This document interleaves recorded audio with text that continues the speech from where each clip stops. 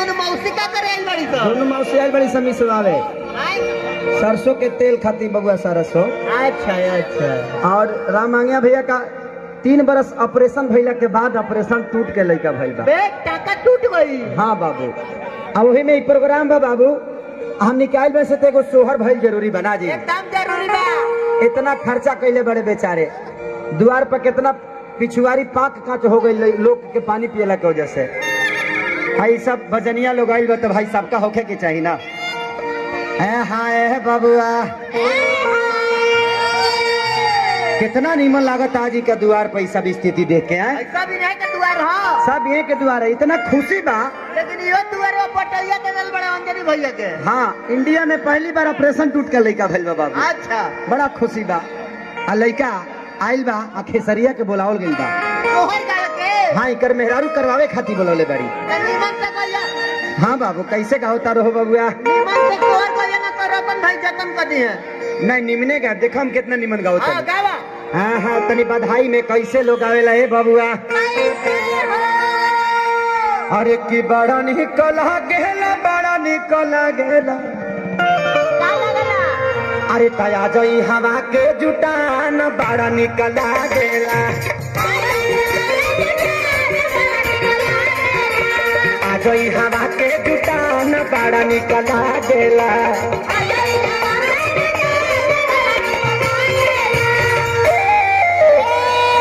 कितना निमन लगता बबुआ। निमन लगता। अरे की बबुआ के पापा खूब फरवाएले। बन गई अब जान ना बची, लाठी से मार के मुआ दिए सब। ना ना बाबू, जकार्ता बहुत निमन हुए निमन। देखा बबुआ के पापा कितना फरवावेले। बबुआ के पापा होता ना हरा मुगल चाम पीटो तक जियत भेटा जो तब का करी है। अब वह तो देखा, अरे की खूब फरवावेले हो, खूब फरवावेले। अरे घरे फरवावेले, बाजार में फरवावेले। घरे फरवावेले, बाजार में फरवावेले।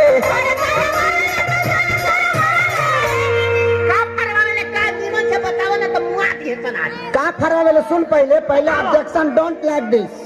हाँ, व्हाट इज झटपट? झटपट फाट फाट। बाबू सुन का फरवावेले। का फरवावेले? अरे कपड़ा थाने के थान, बड़ा निकला गेला। कपड़ा थाने के थान, बड़ा निकला गेला।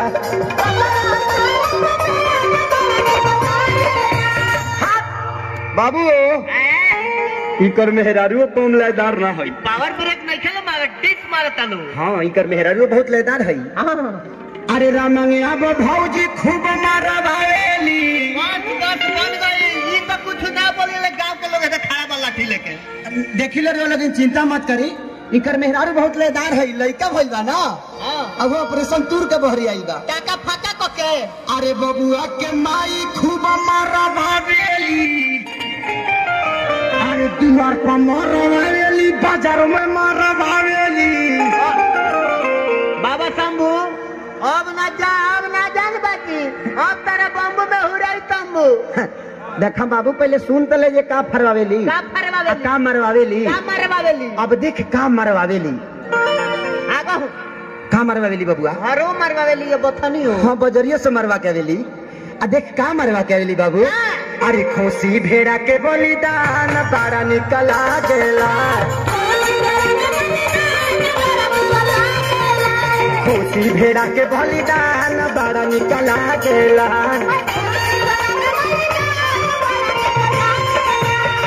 ए बबुआ, इकर मेहरारू अकेले ना अपना दोनों बहनियों को बुला लेली कि आई बड़ी सब बबनी यहाँ से तो कुछ हाथ पथ बढ़ाइया सब बड़ा। हाँ, बड़ा कौन फन के आइल बड़ी तो। हाँ, और ऑपरेशन टूर के लड़का भइल बा तो खुशी तो होकबे करी ना। उ भारा भकले कि लड़का हमारा होई ना तो खोसी भेड़ा के बलिदान करवाई। अच्छा, अब बबुआ लोग लड़कवा के मौसी का करेला लोग। अरे कि बबुआ के मौसी लोग खूब मिसा भावेला, खूब मिसा भावेला हो, खूब मिसा भावेला। अब तारा के सुबोधो ना बचाई। देख बाबू पहले सुन ले। अरे कि दुआर पर मिसा भावेला, बाधार में मिसा भावेला।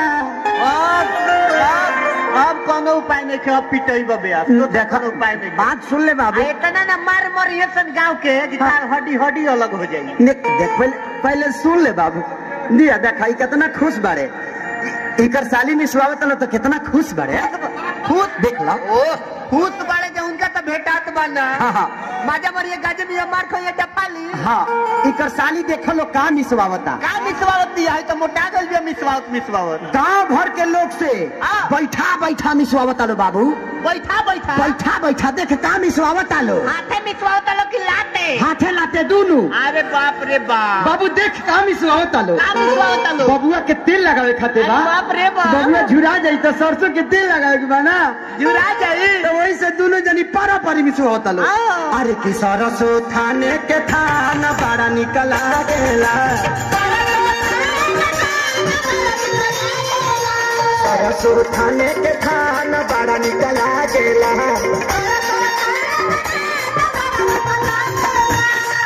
ए बाबू आई देख के और काम कर ले बड़े का अपना सरवो के बोला ले बड़े सरवो के बोला ले बड़े सरवो आइल बा तो तो लगवावत होई है। हाँ देखा किंग लगवावत रे।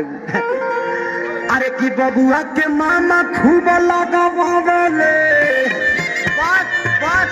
बस अब हो गई का भाई हो गई का तू खाली कह ना लगवा झुरैला में जितना देरी बा पिटाई में कहाँ देरी बा ना पिटाई वाला काम नहीं बाबू। सब हो गई देख ना पहले का लगवावे ले दौड़ल बड़े सन लाठी लेके भाई लोग सुन लो देख लो का लगवावे ले गुस्सा ना भाई के द्वार पर बात सब चीज तक होखबे करी ना हो। अरे कि बबुआ के मामा खूब लगावे ले खूब लगावे ले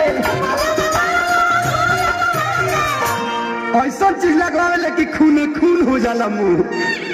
बाबू का लगवावे ले अब मरिए देख ना बैठ ना सुन ना हम जाना तोरा के एको लत ना खाई देते हम जानत नहीं पहले बात सुन ले जानता लो के लूटे लायक बा का लगवावे ले पहले सुन ले। अरे कि जोड़ा मगहिया पान बड़ा निकला गेला। जोड़ा मगहिया पान बड़ा निकला गेला।